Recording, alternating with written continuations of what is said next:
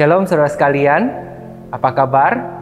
Ya, masih dalam momen Imlek, izinkan saya mengucapkan selamat tahun baru Imlek bagi kita semua ya. Xin Nian Meng En, Sang Ti Jia En.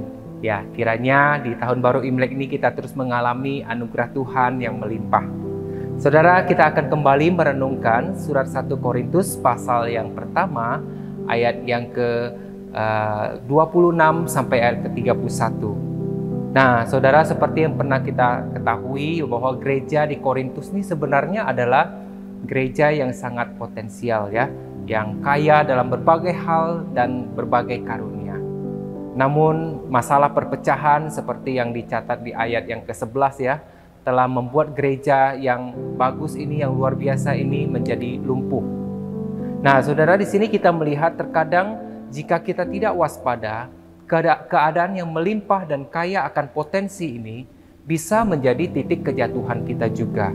Nah, inilah salah satu hal yang terjadi pada jemaat di Korintus.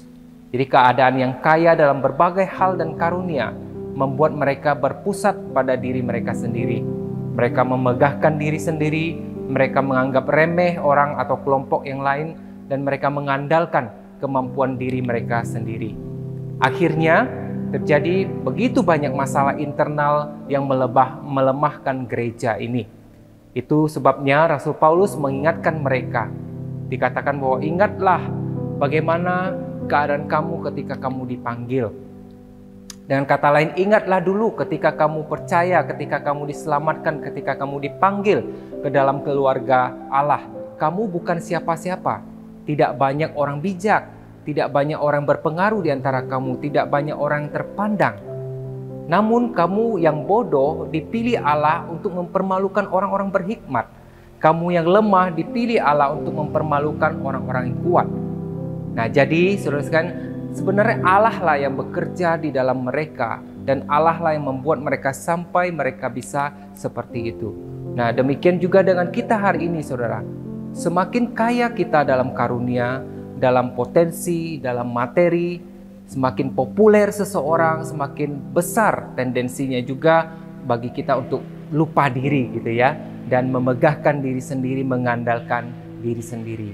Oleh karena itu, kita harus selalu waspada, saudara sekalian. Lalu apa yang harus kita lakukan agar kita tetap dipakai Tuhan dan dapat menjadi berkat? Ayat ke-31 mengingatkan pada kita, bermegahlah dalam Tuhan. Bermegahlah dalam Tuhan. Ingatlah selalu bahwa segala pencapaian kita dan segala sesuatu yang kita miliki saat ini, potensi kita, karunia kita, materi kita, dan sebagainya, semuanya itu berasal dari Allah. Kita yang bodoh bisa mempermalukan yang berhikmat.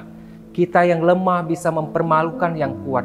Kita yang tidak ada apa-apanya ini bisa dipakai oleh Tuhan. Itu semua bukan karena kita, tetapi karena kuasa Kristus yang ada dan bekerja di dalam kita. Jadi jangan menjadi sombong, tetapi rendahkanlah diri kita selalu. Akuilah bahwa Tuhanlah yang menjadikan kita sebagaimana kita hari ini. Kiranya Tuhan menolong kita untuk selalu bermegah di dalam Kristus. Tuhan memberkati.